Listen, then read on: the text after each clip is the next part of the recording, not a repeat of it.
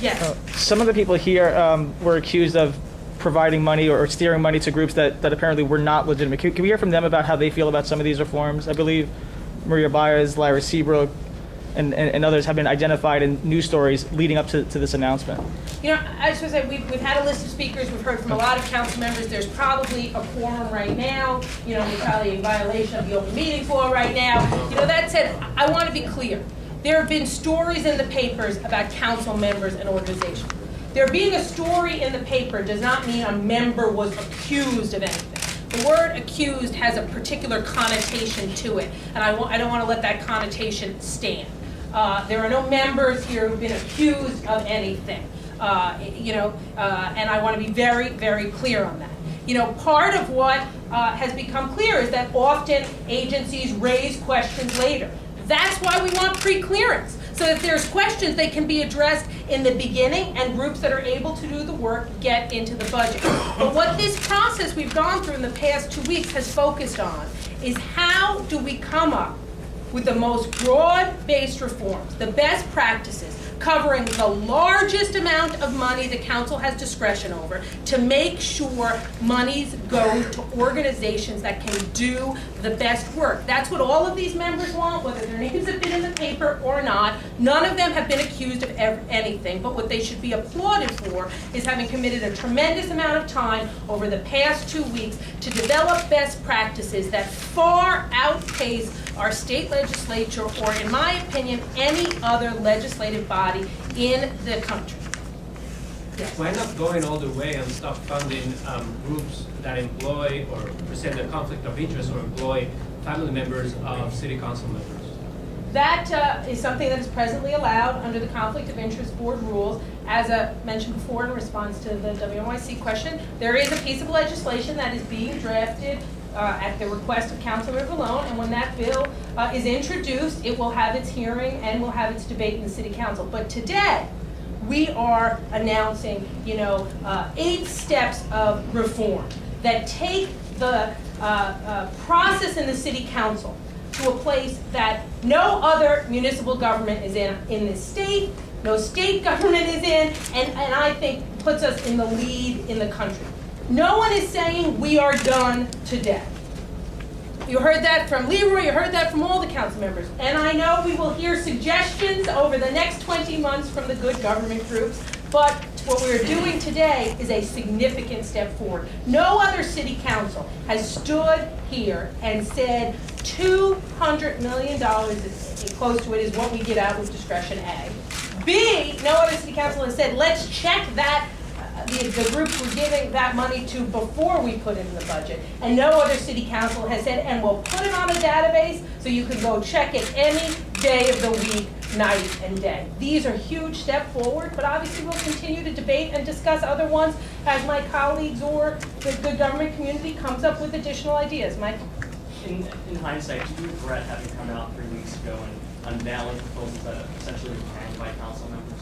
No, I mean, we came out with, I forget the exact number, but 5 or 6 different proposals that day. The one that had the most concern was the idea of a request for proposals for the $20 million. All of the other ideas that we proposed that day are incorporated into the 8 points that we are talking about today. What was a limitation on that day and in those reforms were that they focused exclusively on $20 million of Speaker's discretionary fund. And I applaud my colleagues for saying, let's go further and let's look at all of the monies that we give out with discretion. I obviously liked the idea of having a competitive process for that $20 million. Other people liked it a little bit less, I think it's fair to say.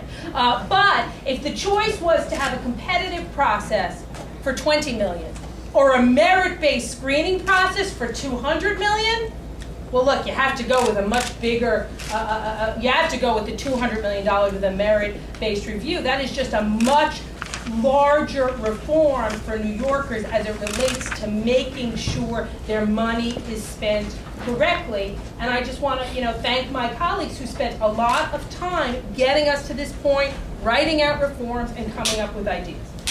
Yes? It seems that... I do regret we didn't put more air in the care about that. Now there'll be some horrible picture supposed to be fanning myself, but maybe it'll the picture that looks like I'm about to faint or I'm auditioning to be Evita or something like that. Yes. You said before that the city council's initiatives funding. I'm sorry, you're gonna have to say that again because I had made the room laugh. So. You said before that the city council initiatives funding was Yeah. about $300 million. Give or take. And well, let me explain what that means. That those are programs that the council has historically put into the budget. Some of those have been historic programs we funded, like libraries, parks, summer youth jobs, litter basket pickup in the boroughs outside of Manhattan. Some of those have been baselines.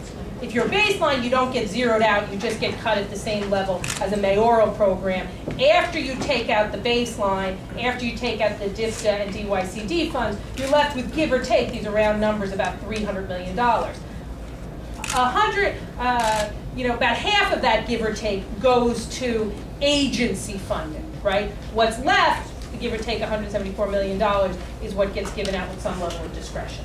So that agency funding, Yeah. which is not included in these reforms. Because that might be money for Department of Buildings inspectors. There was money in the budget for that last year. Money for things in public schools. Things that really go, money to fund staff at the Civilian Complaint Review Board. We can give you a list, but that's money that goes to city agencies to hire city employees. And the last thing any of us are interested in doing is beginning to do that hiring. And does the entire council decide where that extra money goes? Sure. I mean, in the budget negotiating, in the whole budget negotiating process, of which our budget negotiating team takes the lead in, we address where we think cuts should be restored, where we think cuts could be made, what additional programs we think should be added to the budget, things like that. And then eventually, and then the budget negotiating team goes back and updates the boroughs that they're a part of, then eventually there's, God willing, agreement with the mayor, and then a vote on the floor of the city council. And just a quick follow-up, are any of these reforms going to apply to the city council's capital spending? The capital spending, we committed last year that all capital funding will now have listed in the budget the name of the members, delegation, or caucus that requested the money. There was also a reform this past year that is in place starting in the 2009 budget that significantly limits the council and the administration and the borough president's ability to fund capital projects in non-city owned buildings. Obviously, we're open to hearing other suggestions about other reforms that can be done in capital, but both of those, the listing of the names, that'll be part of the database as well, and the very significant reforms around non-city owned properties, which have already been implemented for the decisions we'll make in 2009, are two big steps forward, but we're obviously open to considering looking at capital. The conflicts of interest forms being part of capital spending? I think the conflict of interest disclosure forms presently relate to all items in the budget, not just expense. So the disclosures we make now and the conflict of interest that were referenced relate to all monies in the budget, not just expense, to capital as well. So that certainly will not change. Yes.